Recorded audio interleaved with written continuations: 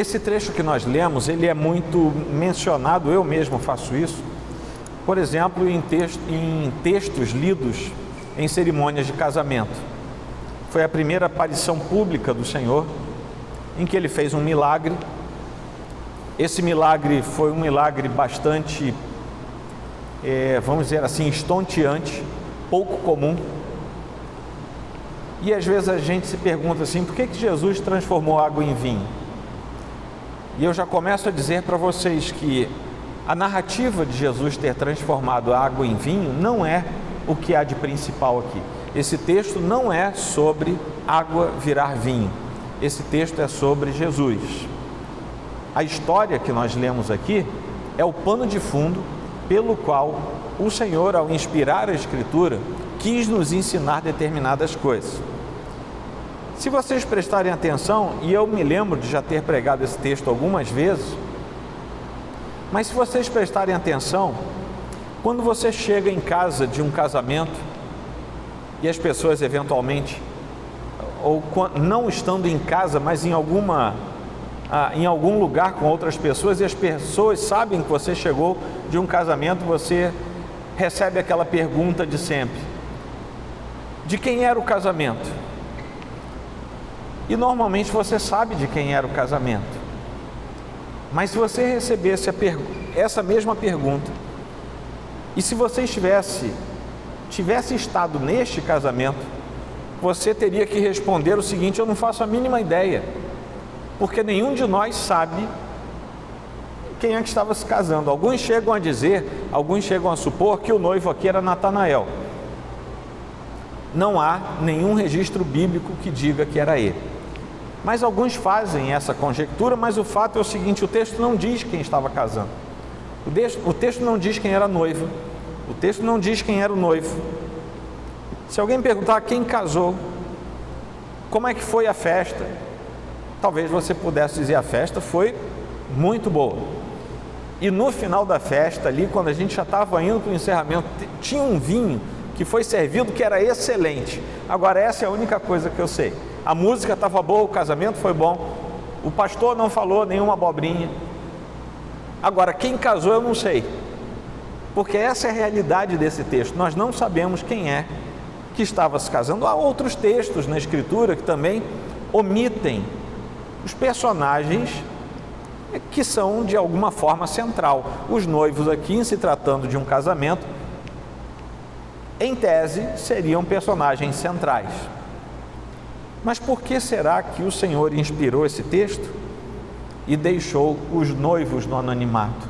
É porque, de fato, o Senhor Jesus é a personagem central nesse texto e não os noivos, mesmo que o texto trate de um casamento. Todas as narrativas bíblicas são totalmente verdadeiras, porque a Bíblia é um livro inerrante. A Bíblia é um texto que é inspirado por Deus, ele é totalmente suficiente, ele é inerrante, ele é correto, ele não contém erros na sua estrutura. Mas quando a Bíblia nos conta histórias, ela não nos conta para a gente se divertir com aquelas histórias. Às vezes, inclusive, eu com a Roberta, ou em ambiente em que a gente está programando ou falando sobre o ensino das crianças na igreja, uma coisa que a gente sempre é obrigado a falar: nós não estamos cuidando das nossas crianças no departamento infantil para elas aprenderem histórias por aprenderem histórias.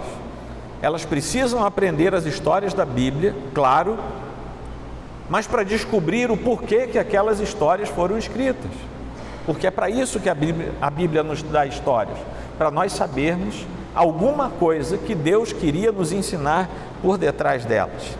Deus quer nos levar ao entendimento de determinados pontos, e é por isso que as narrativas bíblicas enriquecem a nossa percepção e nós passamos a entender outros elementos. E o principal desses elementos é sempre a relação com Cristo, a redenção que é proposta pela Escritura. Todas as histórias da Bíblia apontam para a redenção, apontam para o fato de que Cristo é o nosso Salvador. Mesmo que Cristo não seja mencionado, a redenção é o que está por trás sempre dos textos bíblicos. O que Jesus fez no casamento, por quais motivos ele fez aquelas coisas, isso sim nos importa, porque aí começa a nos apontar para a revelação de Cristo. Jesus fez um milagre e os discípulos creram em Jesus.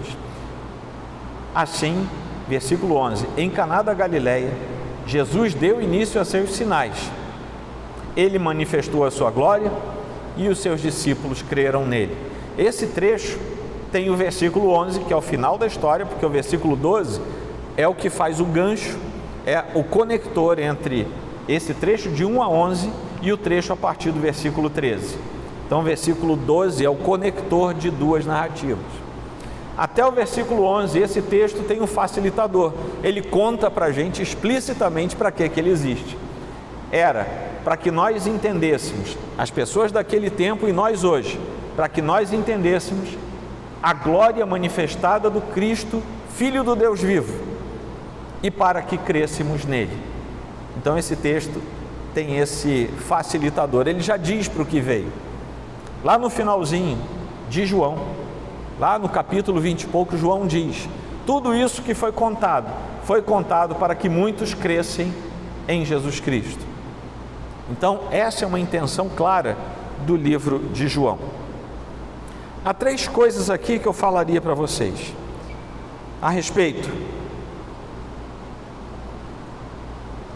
do próprio dia em que tudo aconteceu, a respeito da mãe de Jesus e daqueles potes, daquelas vasilhas enormes. Nós lemos aqui que cada uma delas podia conter até 100 litros. E também daquele mestre-sala que aparece, que não tem nada a ver com as escolas de samba do Brasil. O mestre-samba, fui falar das escolas de samba. O mestre-sala era aquele sujeito como se fosse aquele que conduz. Como é que é o nome daquela pessoa que... Hein? Não entendi nada por causa da chuva. Cerimonialista. Obrigado a todos vocês que se esforçaram por me ajudar. Para quem vai ouvir depois, está chovendo, eu não estou escutando direito aqui. Aliás, graças a Deus você chegou antes da chuva, né? Mas até o final do culto a chuva passa e você também vai sequinho para casa. Mas o mestre-sala era uma espécie de cerimonialista, ele cuidava do que estava acontecendo. E mais ao final nós vamos ver a respeito do que ele estava falando ali naquela festa. Mas quando nós falamos do dia, João tem uma preocupação muito especial com a sequência dos tempos. Se você ler o Evangelho de João, você vai perceber isso. Mas aqui no comecinho do Evangelho, isso é mais intenso do que do meio para o final. No capítulo 1, versículo 35, nós vemos que começa assim: no dia seguinte. No versículo 43 diz assim: no dia seguinte. O capítulo 2 começa assim: 3 dias depois. Então João vem fazendo marcações de tempo. E se você pegar todas as marcações de tempo, desde o capítulo 1 até aqui, você vai chegar a um número que parece que a gente está querendo ser cabalista, mas não é isso. Você vai perceber 7 marcações de tempo, desde o começo do texto de João até o começo do capítulo 2, no versículo 1.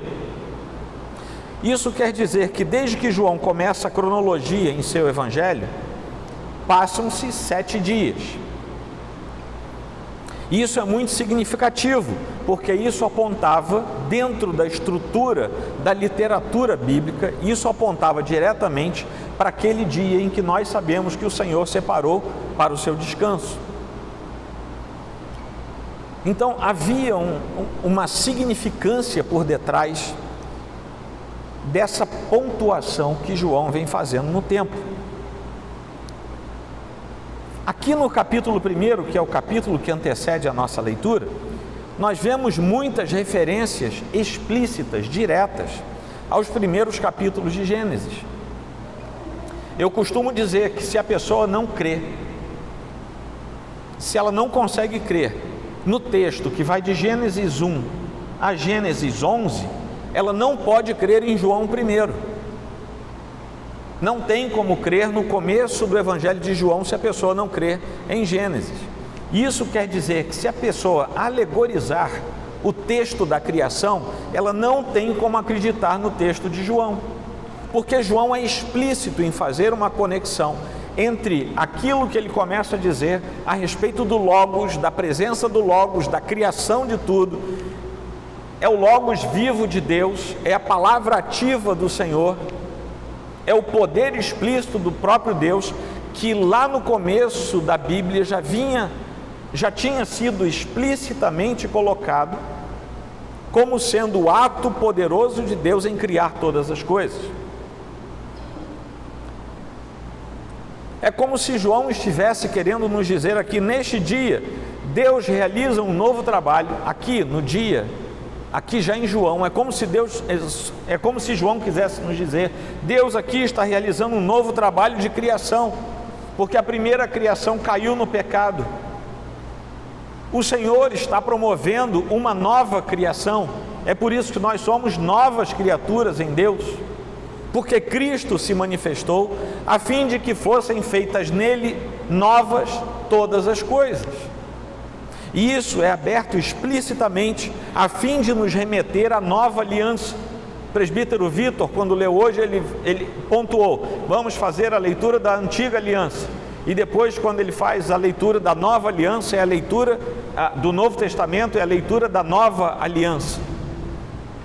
E é como se João estivesse nos pontuando, há uma crescente revelação do Filho, ele estava escondido sobre todas as coisas, sobre os ritos, sobre as liturgias veterotestamentárias que apontavam para ele, mas não eram ele.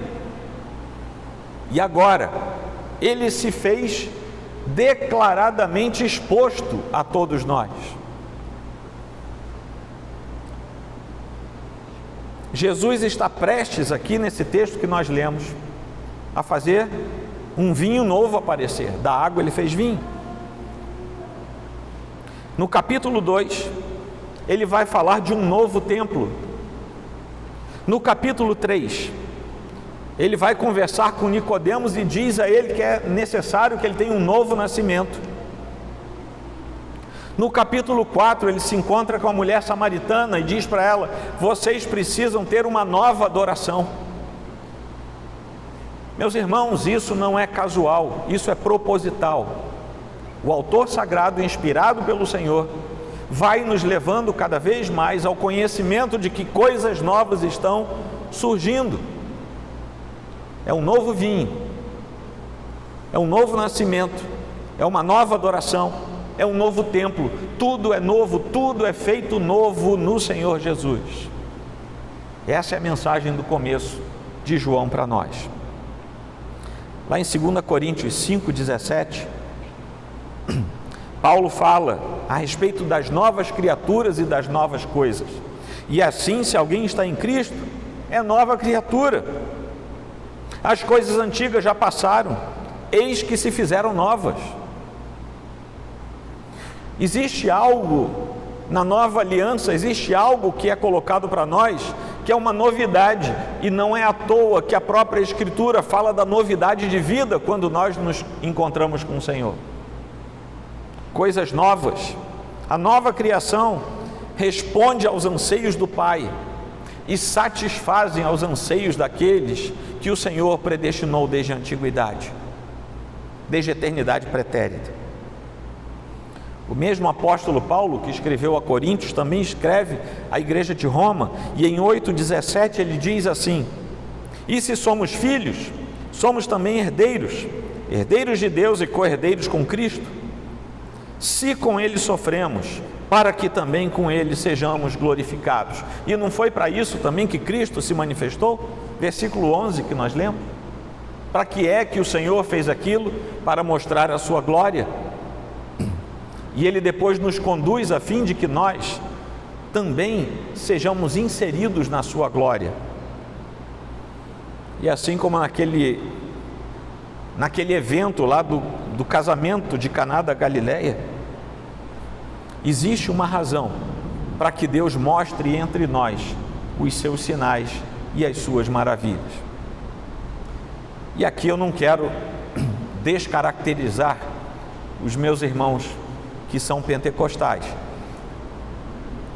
Mas vejam bem, nem mesmo entre os irmãos pentecostais, o fato de ansiar pelo poder e pela glória de Deus manifestada deve ser um fim em si mesmo, mas deve ser glorificar a Deus. Deu para entender? Mesmo entre aqueles irmãos, e vocês sabem, vocês que são membros aqui da igreja, vocês sabem que eu os trato com o maior denodo e são meus irmãos, mesmo em teologias que não são as nossas, em que se busca, que não são a nossa, em que se busca a manifestação continuada do poder de Deus, daquela forma como a teologia pentecostal expressa, não deve ser isso mesmo entre aqueles irmãos, não deve ser um fim em si mesmo, mas deve ser para apontar para a glória de Deus. Não é poder pelo poder, não é poder para alguém ser cheio de poder, é poder para mostrar quem é Deus. Amém, queridos? Isso faz toda a diferença.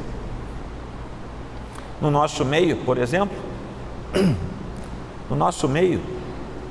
talvez um exemplo mais próximo seria: por que o pastor estuda tanto para pregar aos domingos? Não é para o sermão do pastor ser bacana, não é para o sermão do pastor ser eivado de uma oratória bonita, é porque ao término daquele sermão, Cristo deve ter sido anunciado e a glória de Deus deve ter sido manifestada. É para isso. Se alguém prega com outra finalidade, pregou para si mesmo e para a sua própria carne. Deu para entender, irmãos? A glória de Deus é o alvo, é a finalidade, é o objetivo de todas as coisas. A história da redenção, e por que eu digo isso? É porque a história da redenção é mais importante, é mais profunda, é mais bela e faz mais sentido do que qualquer sinal, do que qualquer maravilha. Nenhum poder que a gente possa ver se compara ao poder da cruz, em que aquele que estava afastado do Senhor, indo para a perdição eterna, é resgatado e passa a ir para a glória e para a salvação eterna.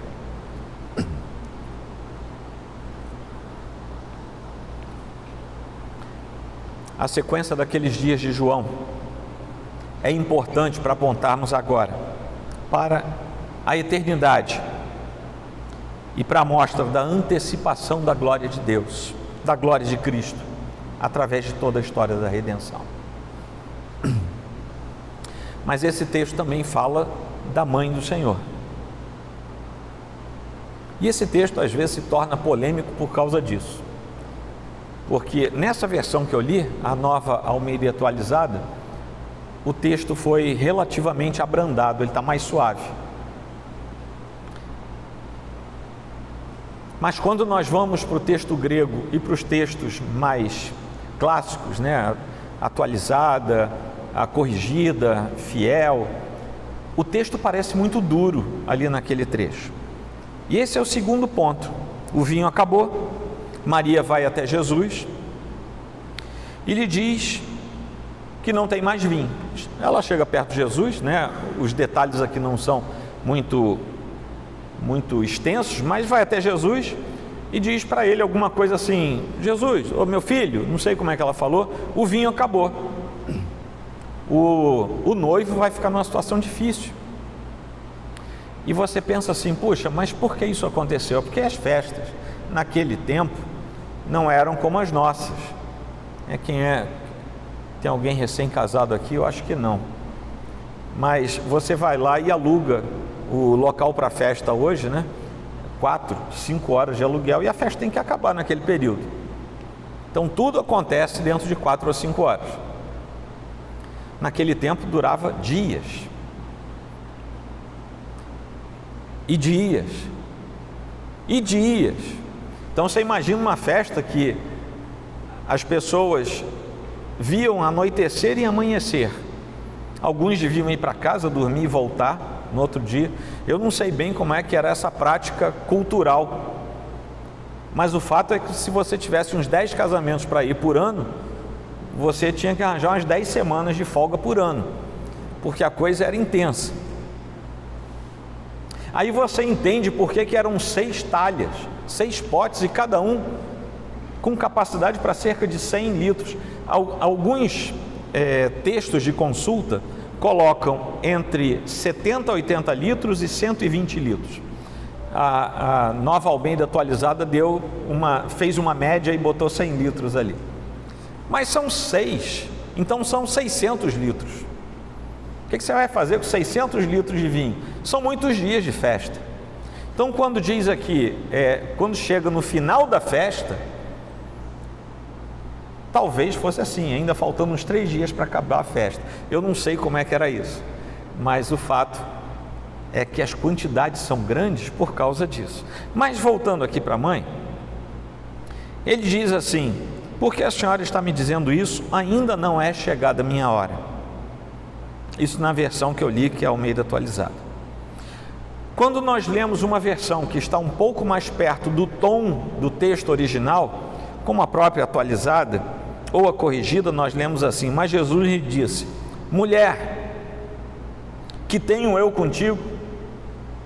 Ainda não é chegada a minha hora. Aquela parte final, ainda não chegou a minha hora, ainda não é chegada a minha hora, todo mundo concorda. Mas essa forma nos deixa um pouco confusos sobre o tratamento que Jesus dispensa à sua mãe. Porque literalmente o texto grego diz mais ou menos assim: e Jesus disse a ela: mulher, o que a mim e a ti? Então não faz muito sentido, por isso que o pessoal coloca: o que tenho eu contigo? A minha hora ainda não chegou.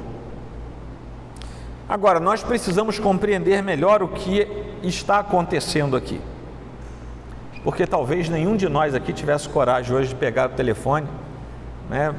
Sua mãe ligando, você fala assim: eu não tenho nada com isso não, mãe, e desliga o telefone. Nenhum de nós teria coragem de fazer isso. Mas qual era o tom que isso queria dizer lá? Nós precisamos voltar lá para Gênesis 3. Porque qual é a coisa que há de maior importância em Gênesis 3? É aquele versículo que nós chamamos de proto-evangelho, que é o versículo 15, que nos fala da promessa do evangelho, que a semente da mulher esmagará a cabeça da serpente, e que nós sabemos ali que há 2 personagens centrais: a semente da mulher, que é o Salvador, e a serpente, que é Satanás. E no diálogo com Maria, aquele diálogo que parece grosso, parece bruto, na verdade Jesus Cristo está revelando alguma coisa, e talvez as pessoas daquele tempo não entendessem, e muita gente hoje ainda não entende, porque precisa do desvelar dos olhos do Espírito Santo. Jesus está dizendo: Maria, você é mulher. Mulher, eu sou a semente. E a cabeça de Satanás já está com seus dias contados. Essa é a mensagem por detrás dessa sentença. E Maria parece compreender alguma coisa, talvez ela não tenha entendido a profundidade do que Jesus disse, mas ela parece entender alguma coisa, porque logo em seguida ela começa o versículo 4 falando: então, ou seja, então, sim, por causa disso que ele acabou de falar, então, façam tudo o que ele disser. Não é o 4, é o 5, versículo 5. Jesus não foi grosso, não foi rude com Maria por chamá-la daquela forma, mas ele enfatizou, pelo uso daquela palavra, a partir dali, que Maria teria que se acostumar com Jesus como seu Senhor e seu Salvador, a despeito de ser o seu filho natural, por obra e graça do Espírito Santo, mas a partir dali ela precisava ver o Senhor como também o seu Senhor. As palavras finais de Jesus: a minha hora ainda não chegou, indicam claramente a consciência de Jesus Cristo, de que ele estava cumprindo uma tarefa que tinha hora para acontecer, tinha dia e hora para acontecer, e ainda não era naquele momento. Mas assim como na economia da Trindade Santa já tinha sido decidido isso na eternidade pretérita, cada detalhe dessa tarefa tinha um ponto certo, tinha um planejamento definido, algo certinho que tinha que acontecer.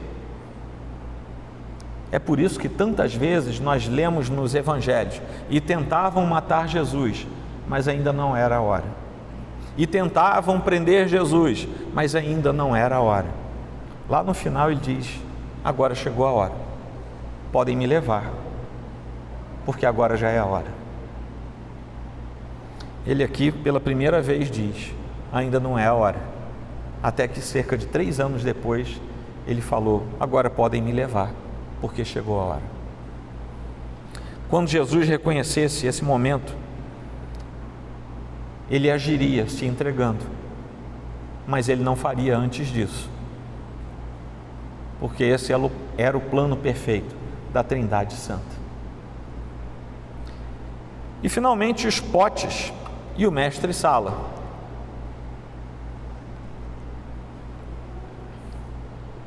Os potes eram aquelas talhas grandes sobre as quais eu já falei com vocês. E por que eles ficavam à mão?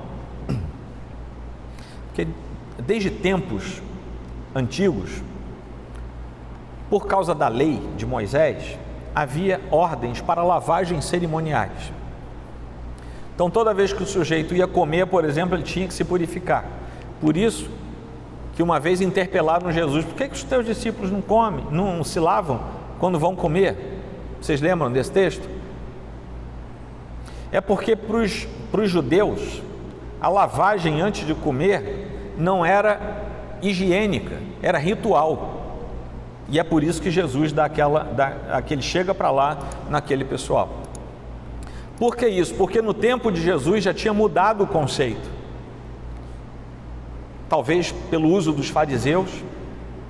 Algumas coisas da lei de Moisés que eram para se fazer, por exemplo, quando você fosse ao templo para levar o seu sacrifício, para cultuar a Deus, então você, antes de entrar no templo, você se lavava ritualmente. Agora tinha entrado no dia a dia, e as pessoas faziam aquilo como uma espécie de patuá, de mandinga. Por exemplo, deixa a Bíblia aberta lá na sala, no Salmo 91, que dá sorte. Vocês já viram isso por aí, na casa de alguém? Se você esquecer de orar, vai dar azar quando você chegar na rua. Sabe aquele tipo de coisa? Pois é exatamente por isso que tinha talhas de água, potes de água espalhados em tudo quanto é lugar, e era fácil pegar, porque as pessoas tinham passado a tratar disso como uma espécie de simpatia, e não mais como o mandamento correto, para fazer aquilo do jeito correto, no lugar correto. Então foi fácil achará. Aqueles 6 potes, 6 talhas, tinham cerca de 600 litros, como eu falei antes.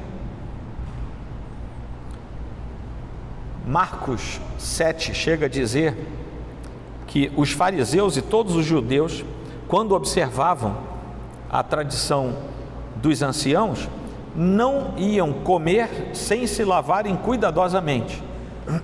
E isso está de acordo com aquilo que eu acabei de falar para vocês. Não era por causa da prescrição correta da lei, mas era por algo que tinha se tornado lei criada por homens, a fim de que a lei fosse beneficiada.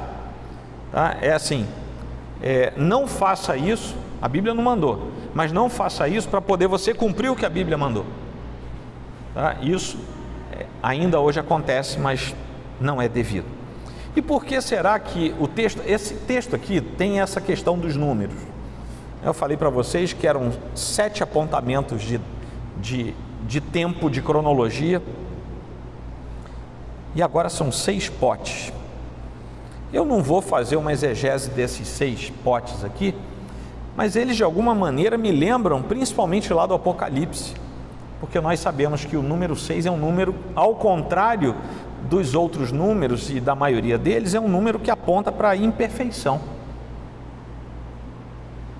E aqui nesse momento, talvez o ritual da purificação da velha aliança, que estava ali simbolizado numa prática já desviada, talvez Jesus, com aquilo, pudesse estar nas entrelinhas dizendo: não adianta a gente usar aquilo que já ficou para trás, principalmente se for mal empregado, se for distorcido na presença de Deus, não adianta, porque não tem efeito nenhum sobre o pecado, sobre a mudança de vida, sobre nada disso. Mas o fato é que agora Jesus, o Deus encarnado, poderia estar pegando o símbolo de algo passageiro e de imperfeição e transformando em algo novo, algo fresco, porque foi do conteúdo daquilo que ele transformou, foi daquele conteúdo que ele transformou e gerou o vinho novo. E João resgata o que ele tinha dito lá no capítulo 1, versículo 17, quando ele diz assim: porque a lei foi dada por meio de Moisés, a graça e a verdade vieram por meio de Jesus Cristo. Nessa hora que a gente para e vê como foi bom a gente ter nascido depois de Malaquias, né?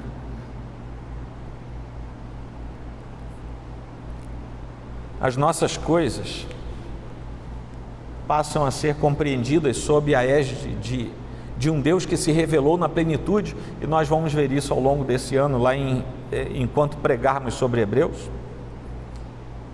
As coisas de Deus se tornaram abertas aos nossos olhos, e nós não precisamos mais andar nas sombras que ainda não tinham sido totalmente reveladas a nós. Todos os rituais, seja da água para lavar as mãos, até o sacrifício de animais grandes como bois, touros,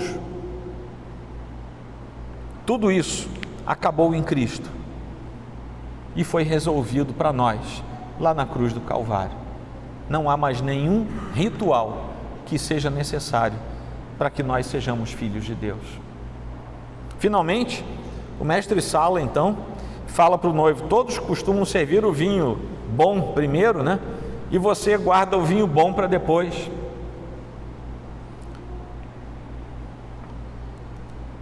Aquele homem podia não saber quem era Jesus, mas o fato é que tudo que Jesus faz é sempre melhor do que o que já havia. Isso fica claro para nós aqui. Naqueles dias, o vinho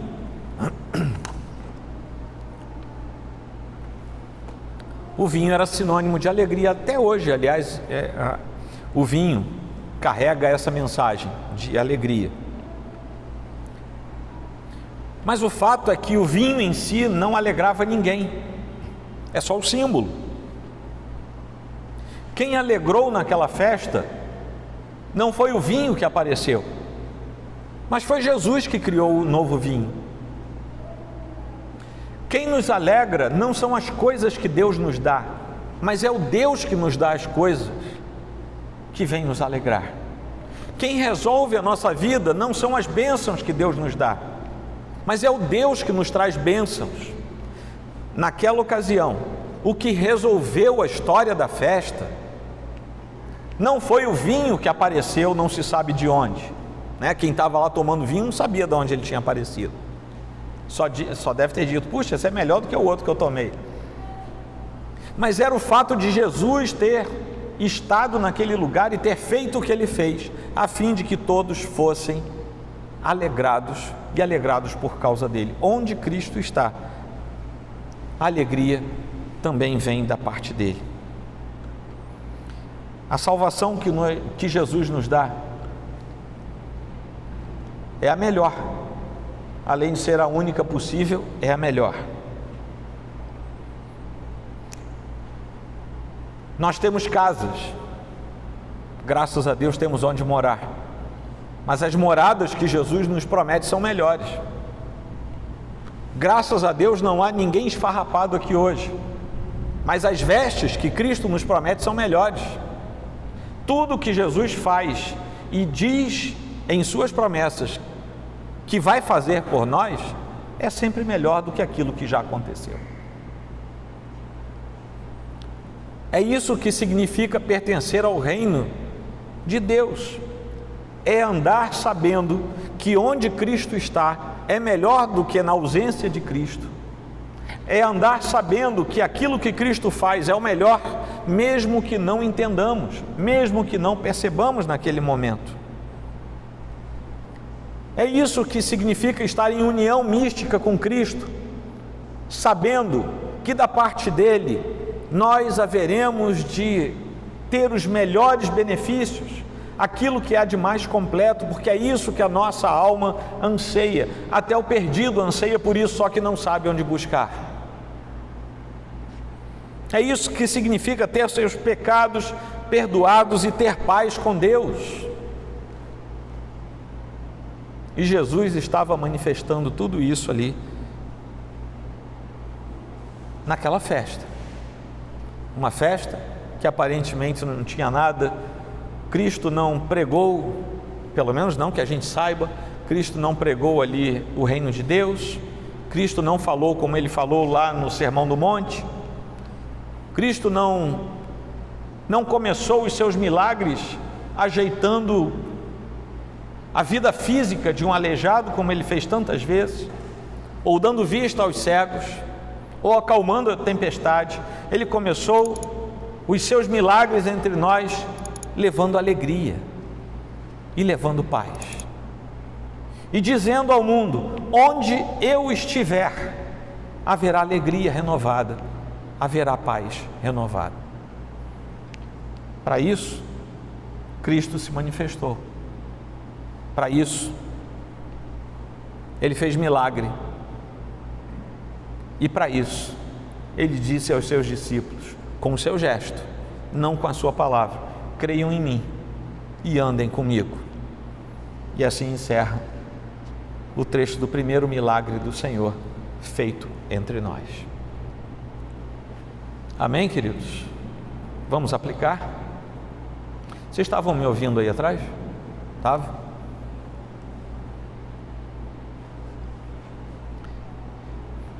Cristo continua entre nós pela ação do Espírito Santo. O mesmo Jesus que há 2000 e poucos anos estava lá em Caná da Galileia, está aqui hoje conosco. Quando nós falamos isso para o mundo acha que a gente é doido, mas até a Bíblia diz que o mundo ia achar que tudo que nós fizéssemos e falássemos era coisa de doido. Mas ele continua entre nós demonstrando a sua graça e a abundância da sua misericórdia a todos aqueles a quem ele se revela. Naquela ocasião, ele se revelou às pessoas que estavam na festa. Ele já se revelou a todos aqueles que são seus filhos. E ele continua revelando o seu desejo, a sua palavra, a todos aqueles a quem ele chama, para serem também filhos do Deus Pai. Jesus manifesta a sua glória a todos aqueles que estão no círculo que ele quer tocar, no círculo daqueles que ele quer trazer para perto de si. E a continuidade disso é que muitas pessoas continuam crendo e muitas passarão a crer no Senhor Jesus Cristo como o Senhor e Salvador pessoal da sua vida. Esse é o resultado imediato. É que mediante a palavra que é pregada, aquele que é chamado por Deus não resiste ao seu chamado. E as pessoas creem em Jesus.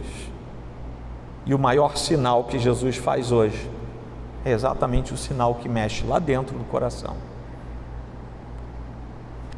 Talvez fosse muito interessante se a gente andasse vendo sinais acontecendo a toda hora. Mas o Senhor sabe o porquê que Ele faz e porquê que Ele não faz. O fato é que hoje a palavra de Deus continua sendo pregada. E a palavra de Deus por si própria tem o poder suficiente para trazer até os pés do Senhor aqueles que são dele e se constrangem por causa da força do Evangelho do Senhor. 4 aplicações curtas. já chegou o tempo de Jesus Cristo se revelar a todo aquele que o Pai escolheu. Nós sabemos disso. Efésios 1 nos diz muito claramente que o Senhor predestinou aqueles que deveriam crer nele. João 17 mostra que Cristo estava pronto a ir até a cruz por aqueles que o Pai já tinha dado a ele. No começo de João nós vemos Jesus falando: eu sou o bom pastor, as ovelhas ouvem a minha voz e vêm atrás de mim.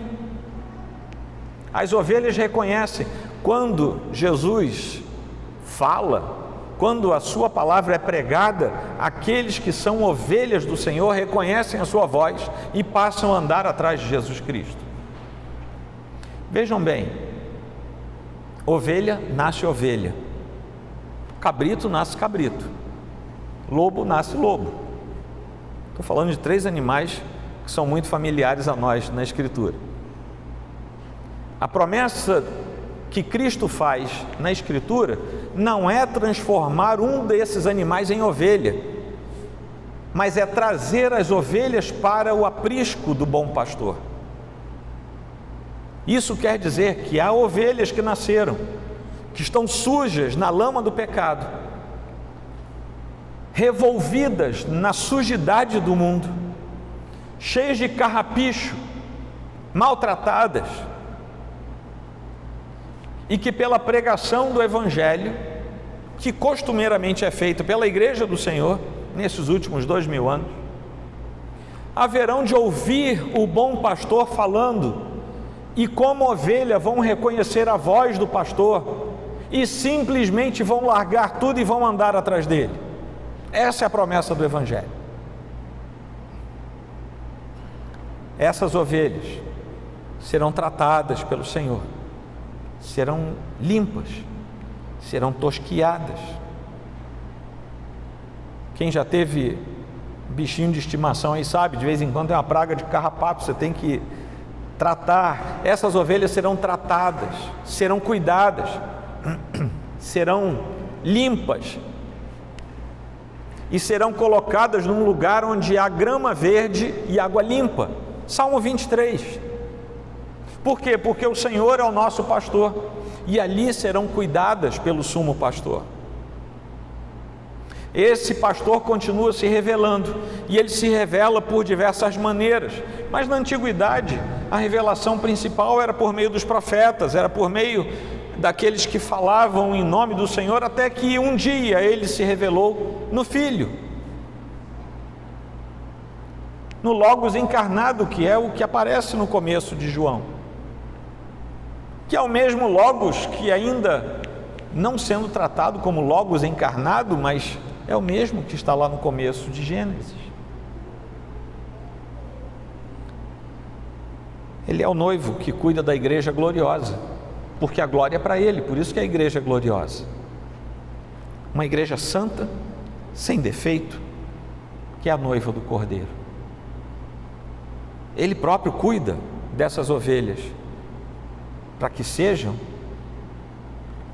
nas ricas e poéticas metáforas da Escritura, as ovelhas são a própria noiva do Cordeiro. Depois você pode ler isso lá em Efésios 5. É possível que algumas pessoas do nosso relacionamento, não sei se aqui, presentes hoje, sofram de alguma maneira a escassez e as limitações da vida. Isso é uma conexão que a gente faz porque escasseou o vinho naquela ocasião, e a gente pode também trazer isso para a nossa vida, sem querer estabelecer uma alegoria, mas há coisas que nos faltam e que fazem diferença na nossa vida. Eu não estou falando de coisas materiais, estou falando da alma, estou falando das emoções. É possível até que alguns aqui sejam frequentadores da igreja, de igrejas, mas ainda não sejam filhos de Deus, como nós vemos na Escritura. E esse é um dos motivos do porquê, dia após dia, nós vamos andando e a nossa alma continua perturbada em alguma medida na nossa vida. Esse é um convite que é feito. para deixar a perturbação da alma, é preciso se agarrar com Cristo Jesus. Terceira é que, assim como em Caná, Jesus continua operando maravilhas, mas as maravilhas não são operadas para você ver, elas são operadas para você enxergar a glória de Deus. Que seria muito interessante. Aliás, eu vi isso num vídeo, não vou falar da onde para não dar ibope, mas eu vi uma certa igreja que botava água nos potes grandes de vidro no púlpito, e o sujeito lá e a sujeita iam lá, botava água dentro da água, e a água ia ficando cor de vinho, tal, e era o milagre da transformação da água em vinho. As maravilhas que o Senhor eventualmente venha a operar na sua vida e por você são da sua necessidade, porque Deus é amorável e é misericordioso, não é porque Ele quer mostrar que tem poder. Jesus continua operando as maravilhas e nós podemos passar muitas vezes por escassez, por fragilidade, por abandono, por traição, mas tudo isso encontra refrigério na manifestação de Cristo, conforme Ele percebe a necessidade de cada um de nós. Ele se manifesta e faz maravilhas para as nossas vidas, porque Ele é bom, porque Ele é Cristo, porque Ele é o nosso pastor e porque Ele sabe o que cada um precisa. Jesus não faz sinais, maravilhas, não manifesta o seu poder como se fosse uma linha industrial.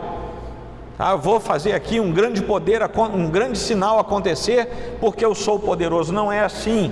Ele vê a necessidade do Mateus, ele vê a necessidade da Vitória e ele faz no tempo que ele sabe que deve fazer, porque ele conhece todas as coisas. Sim, ele deve fazer, mas o fato é que ele sempre está por perto, nos trazendo paz, graça, manifestando a sua glória e o seu poder para que cada vez mais creiamos nele.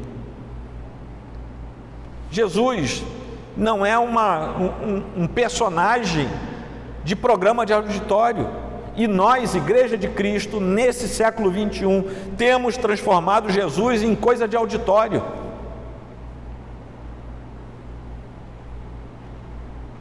É muito sério seguir a Cristo porque Ele é Deus.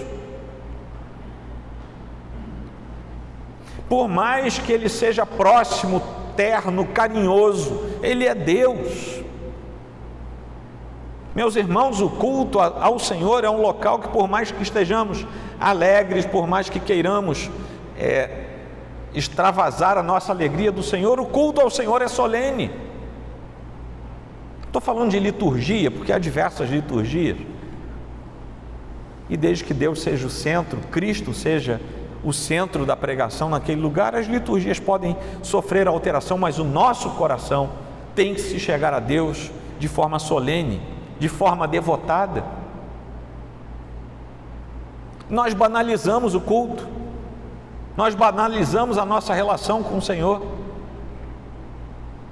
Uma coisa é sermos filhos de Deus e termos intimidade com Ele, outra coisa é acharmos que Deus é igual a nós.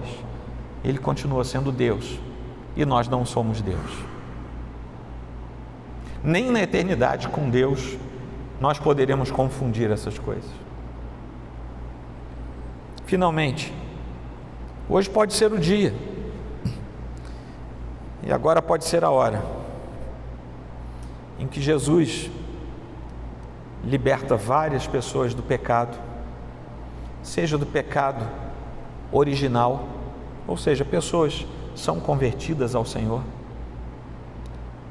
mas também hoje pode ser o dia, e agora pode ser a hora, em que o Senhor também liberta várias pessoas de hábitos indesejados, de pecados recorrentes, que fazem com que a vida não tenha o brilho necessário diante de Deus.